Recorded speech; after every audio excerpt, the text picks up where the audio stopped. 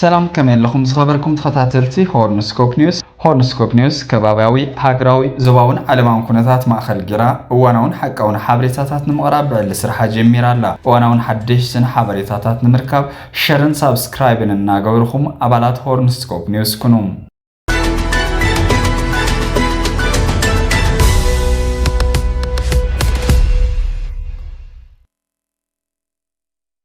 تونزي فتسانها بيت مخرج تجري لمبزة سالتو شادشاي زمان شادشاي سرع قواي دكتور دبرزوين قبر ميكيل بريزيدنت تجري جيروم حريوم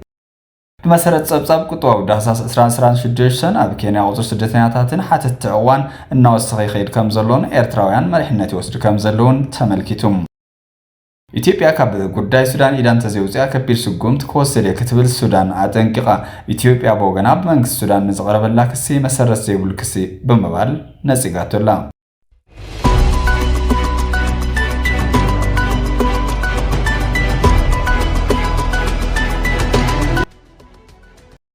قدم قبل استراتيجيكاو مريحنات يصقميلو قليص سنرو دوه حتى مالسون 16 ميازا 2018 تاكبو ماخلاي كوميتي اتودم دكتور دبرزوين قبر ميكيل بريزيدنت يخونيلو كم زو سنه تغليص نيرم بسنك دروتنت عامن سان عماتاي مريحنتن ستتيلو نحسبنا منغاغ حرق زتو مريحنت وحات حزون هلوي كباباوي زباون علماون كنتات مغنزاب ابيو حزبين ابداغ ماي هلكيت نمتاوي سرحلو حزبي ايفالكان كبلي قبا زبل صاوعيت لسات تجارو يبرختلهم أبى بريتوريا زي حقهم مرز أكيد نايل عامينو زي ما سودوه واحد كزيهم محدار تجرا فريسة تي بريتوريا زفرسكو بيت مخرم ملي سلهم أتمرح نتنا بكينات ساعته بريزيدنت دكتور دبرزوين قبر ميكيل داق ماي مرحي غير مزيل لخزبل زجر مريتو دحرموهاو ودكت استراتيجيكاو مريح نت قتي من مالد انت يكون يخون إلهم زحتو تجارو قطرم النات برختهم لومي شادشاي زمان شادشاي سرو قواي بيت مخر منغست تجراي تسالت خوينو دكتور دبرزوين قبر ميكيل بريزيدنت تجراي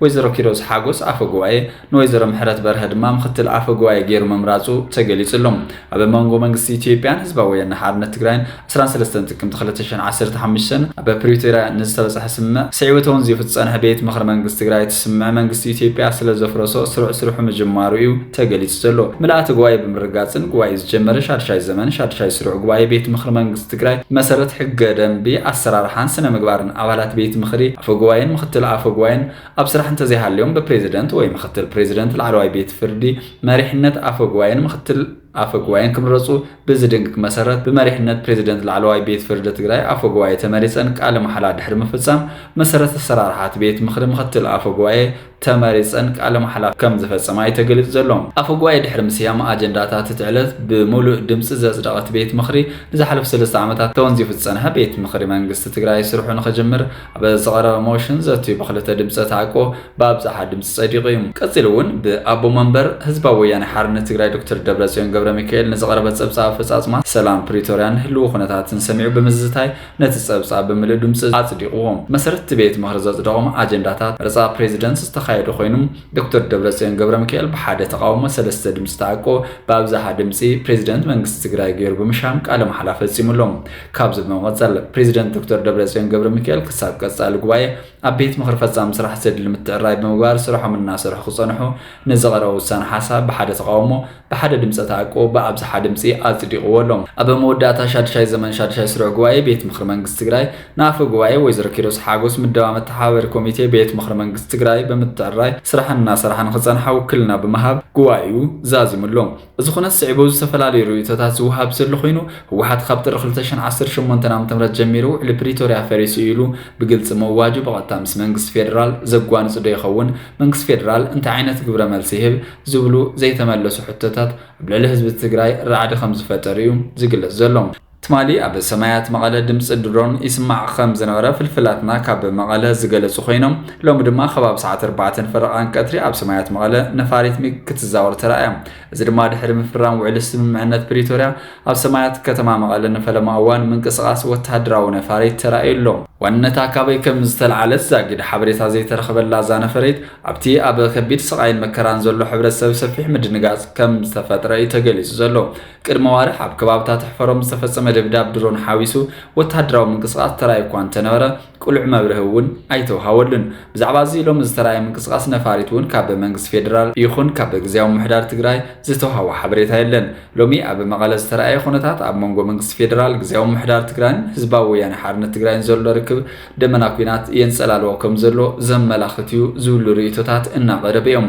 ብሓደ ወገን ፕሪቶርያ ፈሪሱ እዩ ውዝፍ መንግስትና ይመለሰልና ዝብል መደምደምታ ውድብ ህወሓትን ዘቕፅል ዘሎ ውሳነን ብኻሊእ ወገን ድማ ዝተበታተነ ዓቕሚ ትግራይ ተኣኪቡ ናብ መረፃ ዘሳግር ህላዊ ህዝቢ ትግራይ ዘረጋግፅ ንኹሉ ዝሓቆፈ መንግስትነት ክጣየሽ ኣለዎ ዝብል ሓሳብ ካልኦት ውድባትን ዝተወጠረ ፖለቲካ ትግራይ ንግዳማዊ ተቓልዓነት ህዝቢ ትግራይ ዓብይ በሪ ከፊት ከም ዘሎ እዩ ዝግለጽ ዘሎ ፕሬዝዳንት ግዝያዊ ምሕዳር ትግራይ ሌተናንት ጀነራል ታደሰ ወረደ እዚ ውሳነን ምንቅስቃስ ህወሓትን ናብ ኩናት ዝዳርግ እዩ ብምባል ህዝቢ ትግራይ ክቃወሞውን ፀዊዖም ነይሮም ኣብ ትግራይ ተፈጢሩ ዘሎ ኩነታት ኣብ ታሪክ እቲ ዝኸፈየ ኢሎም ዝገለጹ ፕሬዝዳንት ታደሰ ወረደ መፍትሕቶም ፀገማት ሰላማዊ ልዝብን ፖለቲካዊ መፍትሕታትን ምዃኖም ብምግላጽ ኩሎም ሓይልታት ፖለቲካ ትግራይ ብዘየፈላላይ ንምዝርራብ ፀዊዖም ይኹን እምበር ህወሓት ንጀነራል ታደሰ ወረደ ዝመርሖ ግዝያዊ ምሕዳር ትግራይ ቅቡልነት ከም ዘይብሉን ኣፍሪስዎ ከም ዘሎን ይገልጽ ኣሎም ቀጻል ስጉምቲ ፕሬዝዳንት ግዝያዊ ምሕዳር ትግራይ ጀነራል ታደሰ ወረደ እንታይ ክኸውን ብኣብዝሓ ትፅቢት ዝግበረሉ ዘሎ ኮይኑ መንግስቲ ፌደራል ዛጊድ መልሲ ዘይሃበ ኮይኑ ነፈርቲ ውግእን ድሮናትን ናብ ትግራይ ብምልኣኽ ኣብ ልዕሊ መራሕቲ ህወሓት ፃውጠን መፍጣሪኡ ዝንቀሳቐስ ዘሎ ዝብሉ ወገናት እውን ኣይተሳኣኑን እዚ ኣብ ትግራይ ማዕቢሉ ዘሎ ሓደገኛ ቅልውላው ከም ንሻዕብያ ዝበሉ ናይ ወፃኢ ሓይልታት ኢዶም ዘእተውሉ ብምዃኑ ንምቁፃሩ ከቢድ ክኸውን ከም ዝኽእል ተንተንቲ ግምቶም ይቐምጡ ኣለዉ እቲ ተመሊሱ ተባሂሉ ዘሎ ፕሬዝዳንት ትግራይ ኢሉ ዝሸመ ናይ ቤት ምክሪ ቅድመ ሽሞት ዶክተር ደብረጽዮን ምጽዳቑ ካብ ኣስመራ ሰናይ ናይ ስራሕ ዕምሪ ግበረልካ ብምባል ናይ ዮሃና መልእኽቲ ተዘርጊሑ ተዓዚብና እዚ መልእኽቲ ዮሃና ሻዕብያ ናብ መራሒ ህወሓት ድማ ስርዓት ህግደፍ ኣብ ትግራይ ግበሩ ኣይትግበሩ ዝብል ጽልዋ ኣብ ልዕሊ መራሕቲ ጉጅለ ህወሓት ዘርኢ ከይኾነ ይተርፍን ዝብሉ ወገናት እውን ኣይተሰኣኑን ኢትዮጵያ ካብ ጉዳይ ሱዳን ኢራን ተዘውፅያ ከቢድ ስጉምቲ ከወስድ ክትብል ሱዳን አጠንቂቃ ኢትዮጵያ በወገን ኣብ መንግስቲ ሱዳን ዝቀረበላ ክሲ መሰረት ዘይብሉ ክስ ብምባል ነፂጋቱላ ወአብ ቃል ሰራዊት ሱዳን ኣብ ዝሃቦ ጋዜጣዊ መግለፂ መንገድ በረራ ናይተን ኣብ መዕረፎ ነፈርቲ ካርቱምን ካልኦት ከባብታትን ኢላማ ዝገብራ ሰብኣልዎ ነፈርቲ ብቪድዮ ብምቕራብ መበገሲን ካብ መዕረፎ ነፈርቲ ባህር ዳር ግዛት ኢትዮጵያ ምዃኑ ኣረጋጊፅሎም ኣብ ዝዋን መዕረፎ ነፈርቲ ኣሶሳ ኢትዮጵያ ብቴክኖሎጂ ድሮን ትርክን ሎጂስቲካዊ ደገፋት ሕብራት ዓረብ ኤምሬትን ዝተደገፈ ወሳኒ ወታደራዊ ማእከል ኮይኑ ከም ዘሎ ይዝግለጽ ባውቃል ሰራዊት ሱዳን ዝኹነታት ከም ዚሉን እንተቐፂሉ ሱዳን ኣብ ልዕሊ ኢትዮጵያ ዓጸፋዊ ግብረ መልሲ ከም እትህብ ኣጠንቂቕሎም እዚ ምንቅስቓስ እዚ ኢትዮጵያ ከም መመላለሲት ቦታ ብምጥቃም ነቲ ብኢምራት ዝድገፍ ሓይልታት ቁልጡፍ ደገፍ ኣብ ሱዳን ንምሕጋዝ ዝዓለመ ወታደራዊ ሽርክነት ዘመልክት ኮይኑ ንጸጥታዊ መልክዕ ቀርኒ ኣፍሪካ ዳግም ኣብ ተሃዋኺ ኩነታት ኣውዲቕዎ ከም ዘሎ ይዝግለጽ ሱዳንን ኤምራትን ኢትዮጵያን ኣብ መጥቃዕቲ ሰብኣልዎ ነፈርቲ ኣብ መዕረፎ ነፈርቲ ካርቱም ኢድ ከም ዘለወን እያ ሱዳን ከሲሳ ዘላ እዚ ክስታት ድሕሪ ትማሊ ሶኔን ቀንድም መዕረፎ ነፈርቲ ርእሰ ከተማታት ሃገር መንበሪ ኣውርጃታት ንሓያሎ ወታደራዊ ትካላት ኢላማ ዝገበረ መጥቃዕታት ድሮን ኮይኑ ኣብ ሰሜን ካርቱም ዝርከብ መደበር ሲግናል ኮርፑስን ኣብ ኦምዱርማን ዝርከብ ማእከል ስልጠና ኣልማርኪያትን ኢላማ ዝገበረ እዩ ሎም ሰልስ ንግሆ መንግስቲ ሱዳን ኣብ ዝሃቦ ሓበራዊ ጋዜጣዊ መግለፂ ሚኒስትር ጉዳያት ወፃኢን ማሐዲን ሳሌምን ወታደራዊ ወሃቢ ቃል አሲም ዓዋድን ዓብደል አልወሃብን እተን ኣብቲ ስራሕ ዝተሳተፋ ሰብኣልዎ ነፈርቲ ካብ መዕረፎ ነፈርቲ ባህር ዳር ኢትዮጵያ ከም ዝተወንጨፋ ውድ መርተዋ ከም ዘለዎም እዮም ገሊፆም ዘለዎም እቶም ሰበስልጣን ብመንግስታዊ ማዕኸናት ዜና ብዘውፅዎ መግለፂ ኣብ መጥቃዕቲ መዕረፎ ነፈርቲ ካርቱም ኤምራትን ኢትዮጵያን ተሳትፎ ከም ዘለዎን ብወግዒ ኣፍሊጦም እዮም መንግስቲ ኣብ ዝመረፁ ግዜን ቦታን መልሲ ናይ መሃብ መሰሉ ዝተሓለወ ምዃኑ ወሲኾም ኣጠንቂቖም ኣለዎም ቴክኒካዊ መረዳእታ ዘቕርቡ ወታደራዊ ሰበስልጣን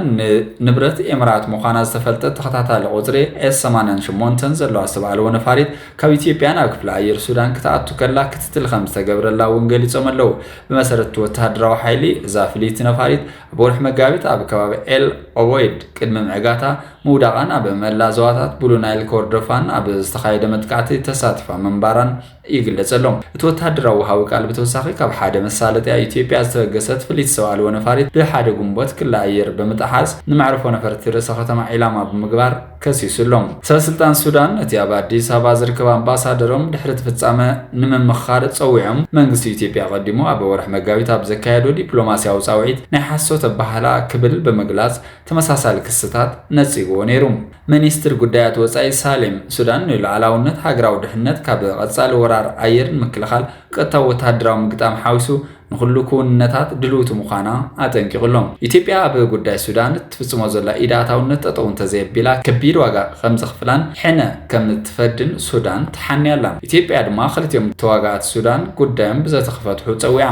ኢትዮጵያ ነቲ መንግስቲ ሱዳን ዘቕረቦ ክሲ ድማ ነጺጋቶላ። ኢትዮጵያ ብመንግስቲ ሱዳን ኣብ ልዕሊኣ ዘቕረቦ መሰረት ዘይብሉ ክሲ ክትብል ነጺጋቶላ። መሰረት ሚኒስትር ጉዳያት ወጻኢ ኣብ ዘውፅኦ መግለጺ ሓይልታት ምክልኻል ሱዳንን ሚኒስትር ጉዳያት ወጻኢን ብሓባር ኣብ ልዕሊ ኢትዮጵያ ዘቕረበ ክስታት መሰረት ዘይብሉ ምዃኑ ገሊፆም ኣለዉ። ኣብ መንጎ ህዝብታት ኢትዮጵያን ሱዳንን ዘሎ ታሪካዊ ዝምድና ኣብ ግምት ብምእታው ሱዳን ኣብ እዋን ኩናት ሕድሕድ ብገለ ዕጡቓት ዝተፈጸመ ገሰት ንሉዓላውነታን ግዛታዊ ሓድነት ኢትዮጵያን ዝግህስሉ ምንቅስቓሳት ብግልፂ ካብ ምግላጽ ተቆጢባ ከም ዝጸንሐ ተሓቢሩ። ሰራዊት ሱዳን ኣብ ኩናት ሕድሕድ ንዝተኻረዩ ወተሃደራት ህወሓት ከም ዘሳተፈን ነዞም ዕፅዋት ኣብ ምዕራብ ኢትዮጵያ ጥሕሰት ንምፍጻም ኣጽዋርን ገንዘባዊ ደገፍን ከም ዝገበረሎም ሚኒስትር ጉዳያት ወጻኢ ኢትዮጵያ ከሲሱ። ኣብ ኩናት ሕድሕድ ሱዳን ዕፅዋት ወተሃደራት ህወሓት ብግልፂ ይንቀሳቐሱ ምህላዎም ሱዳን ዝተፈላለዩ ጸረ ኢትዮጵያውያን ሓይልታት ማዓስከር ኮይና ተገልግል ከም ዘላን ተኣማንነት ዘለዎ መርትዕ እዩ ኢሉሎም። ከምዚ ዓይነት ተግባራትን ቅድሚ ሕጂ ብወተሃደራት ሰበስልጣን ሱዳን ዘቕረቡ ክስታት ንዕላማታት ናይቶም ጽዩፍ ኣጀንዳታት ንምስጓም ዝደልዩ ግዳማዊ ሓይልታት ንምዕዋት ዝዓለሙ ምዃኑ የመልክት ኢሉ መንግስቲ ኢትዮጵያ ኣብዚ ጥንኩር እዋን ምስ ህዝቢ ሱዳን ዘለዋ ሽርክነትን ምሕዝነትን ኣጠናኺራ ከተቐጽል ምዃና እቲ ሚኒስትር ገሊጹሎም። ኢትዮጵያ ኩናት ሕድሕድ ሱዳን ብዘተኸፍታሕ እዩ ዝብል እምነት ከም ዘለዋ እውን ኣመልኪቱ። ብተወሳኺ ኢትዮጵያ ብሱዳን ሲቪላዊ መንግስቲ ክምስረት ህፁፅ ሰብኣዊ ሓገዝን ተኹሲ ደው ምባል ክፍረምን ከምኡውን ብሲቪላ ዝምራሕ ናፃ ንኹሉ ዝሓቁፍ ግልፅን ዝርርብ ኣገዳሲ ምዃኑ ተኣመን ክብል ኣብሪህሎም። ቁጽሪ ናይቶም ኣብ ኬንያ ዋዝሓት ኤርትራውያን በጽፊ ይውስኽ ከም ዘሎ ተገሊጹ። ሓድሽ ጸብጻብ ቁጥባዊ ዳህሳስ 2016 ኣብ ኬንያ ቁጽሪ ስደተኛታትን ሓተቲ እዋን እናወሰኸ ይኸይድ ከም ዘሎን ኤርትራውያን መሪሕነት ይወስዱ ከም ዘለውን ተመልኪቱሎም። መሰረት ጸብጻብ ኣብ 2021 ኣብ ኬንያ ዝተመዝገቡ ስደተኛታት 540,068 ክኸውን እንከሎ እዚ ግን ኣብ 2015 ናብ 835,793 ሓፊሉሎም። እዚ ኣብ ቀረባ እዋን ናብ ኬንያ ዝግበር ዘሎ ወሰኽ ስደት ኤርትራውያን ዘስተባሃለ ጸብጻብ ኣብ 2014 3259 ኤርትራውያን ናብ ኬንያ ከም ዝኣተው እውን ኣመልኪቱ። እንተኾነ ግና 7839 ሰባት ናብ ኬንያ ከም ዝገሹን ዕዋ ከም ዝሓተቱን እዚ ድማ 99.8 ወሰኽ ከም ዘመላኽት እዩ ዝሕበር። ዋላ እኳ ስደት ኤርትራውያን እናወሰኸ እንተመጽእ ሕጂ እውን ኣብ ኬንያ ዝበዝሑ ስደተኛታት ሶማልያውያን ይሕዙም። ብመሰረት ጸብጻብ ኣብ 2015 ኣብ ኬንያ ዝተመዝገቡ ሶማልያውያን ስደተኛታት 459,131 ክኸውን እንከሎ ደቡብ ሱዳናውያን ድማ 202,863 በፂሕሎም። እቲ ጸብጻብ ተወሳኺ 66,043 ስደተኛታት ካብ ዴሞክራሲያዊት ሪፓብሊክ ኮንጎ ክመጹ እንከለዉ ኢትዮጵያውያን ድማ 42,897 ከም ዝኾኑ እዩ ገሊጹ ዘሎ።